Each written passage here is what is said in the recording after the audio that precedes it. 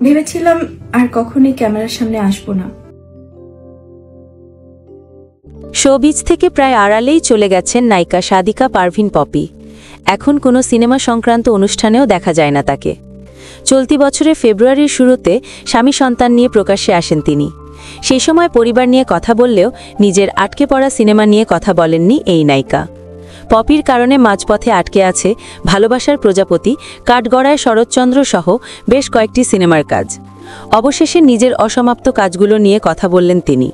Poppy বলেন, আমার কয়েকটি সিনেমা আটকে আছে, এর জন্য মন থেকে আন্তরিকভাবে দুঃখিত। আমার কারণে নির্মাতারা বিপাকে পড়েছেন, কিন্তু জীবনের অনেক সিদ্ধান্ত সবসময় নিজের হাতে থাকে না। মনের অজান্তে কিংবা পরিস্থিতির কারণে এই গ্যাপটা তৈরি হয়েছে। নির্মাতাদের কাছে ক্ষমা চেয়ে কুলিখ্যাত নায়িকা বলেন, ইচ্ছাকৃতভাবে কাজগুলো আটকে যায়নি। আমি কাউকে কোনোদিন বিপদে ফেলিনি, কারো ক্ষতি করিনি। ইচ্ছে আছে যদি সুযোগ মেলে অসমাপ্ত কাজগুলো শেষ করে দেব, না হলে নির্মাতাদের কাছে ক্ষমা চাওয়া ছাড়া আর কিছু করার নেই। তারা যেন ভুল না বোঝেন, আমাকে যেন মাফ করে দেন।